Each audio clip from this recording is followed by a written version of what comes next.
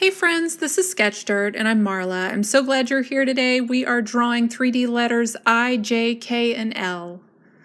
Alright, so to get started, I am using pencils HB, 2B, and 4B.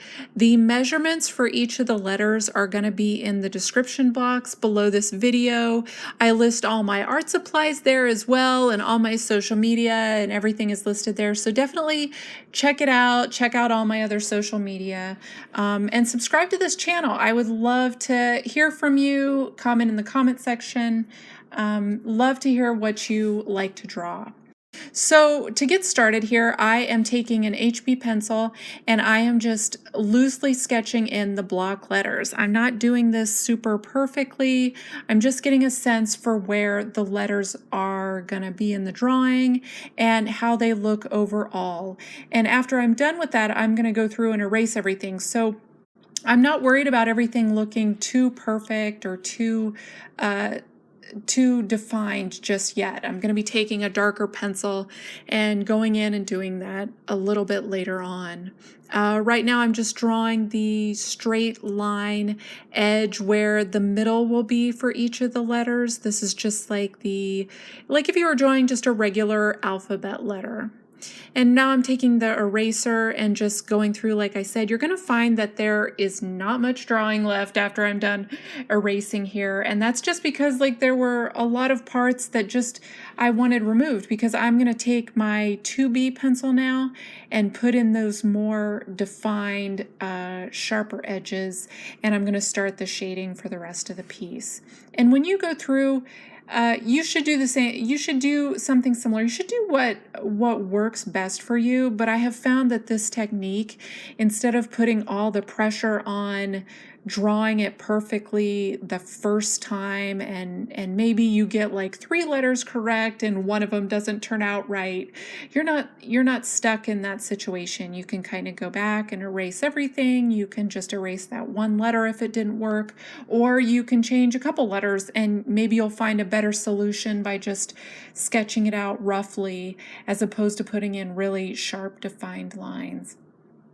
And when I'm going through here, you'll see the lines are not perfectly straight. That's just, I really wanted these letters to kind of still have the human element to them. I didn't want to bring in a ruler and have really sharp, crisp edges. I kind of wanted them to look straight, but not perfectly straight. And that was just a style choice that I made, and I would encourage you to make those kind of style choices too when you're drawing, because you're not on a computer. It's not meant to look super perfect. It still should have that human element and those parts of the drawing that are really unique to what your style and your way of drawing is. So right now I'm shading everything in, and the way I've decided to shade these is that the light comes in from the right side, so that's white, and then on the left side that's the medium shade, and the darkest shade is on the bottom. I've only chosen 3 shades: the light, the medium, dark. This is for a couple of reasons. I wanted it to be super high impact and contrasting. I also wanted it to be fairly simple. I didn't want it to be really, really complicated, like a math problem that had to be figured out. And even then, doing this kind of shading, it still took me a few tries to figure out how I wanted to do this across every letter. Like specifically for the J that I'm working on right now, I had to figure out how I was going to shade in this darkest portion, because I had to keep in mind that the bottom part is the dark area. So as it's curving around there on the right and the left, I still had to keep those shaded points either the white color or the medium color. And the same thing goes when I shaded in something like the K, and the I and the L were really easy. This series is probably the easiest out of all the letters, since there's so many just straight lines to these letters.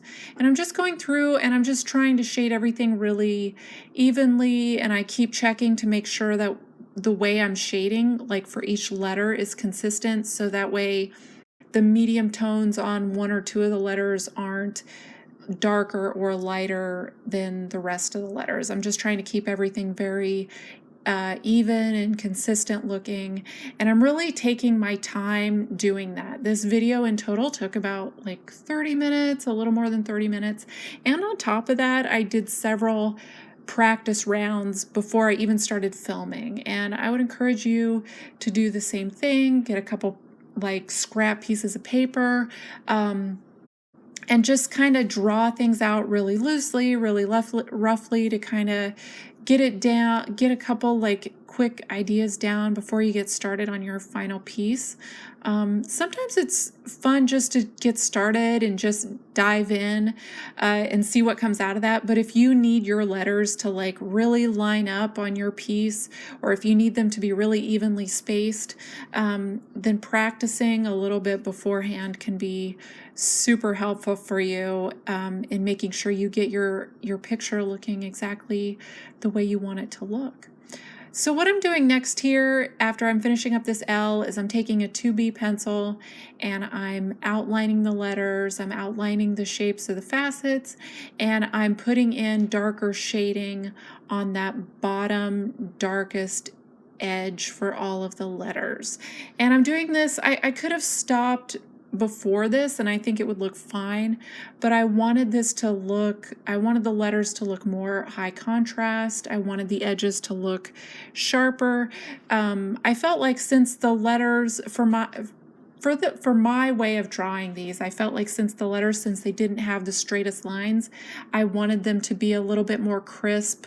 And I was doing that with taking a darker pencil and outlining it. I am someone that's I work on the computer a lot in my job, and so I still like a very kind of perfect, crisp look, even in my drawings, and so that's how that came about. For your drawings, these could even be looser. They could even be more sketchy looking. It just depends on your style and what you're going for. And I'm shading in this darkest portion of the J, and keep in mind again, I'm trying to keep this really smooth and kind of consistent looking, so that way that shading looks very even as I'm going along. And I'm being careful to make sure that the darkest part doesn't slide too far up, and that the white portion stays white and the medium shaded portion stays medium.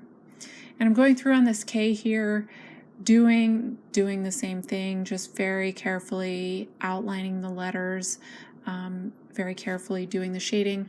I also have a piece of tissue paper, and I would say this: if you don't have tissue paper to put under your hand when you're drawing, a paper towel, a Kleenex will work, anything so that way your hand doesn't drag across your picture and smear it. I'm left-handed, and so a lot of my pictures I have to deal with this. Sometimes I'm able to just keep my hand, like I can pick my hand up off the paper when I'm drawing, but this still makes it doesn't make it as fun. It makes it a little bit more stressful because I'm trying so hard not to touch the paper with the bottom of my hand. And so a tissue paper or a paper towel fixes that pretty quickly. And I'm finishing everything up here.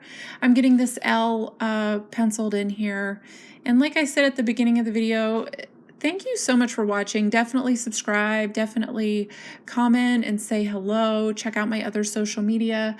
All those drawings that I did before the video that I was talking about, I post on my other social media. I posted on my Instagram and my Twitter and my other accounts, just to kind of show my process and just to hopefully help you out with yours. But again, thank you so much for watching. This is Sketch Dirt, and I'm Marla. Bye.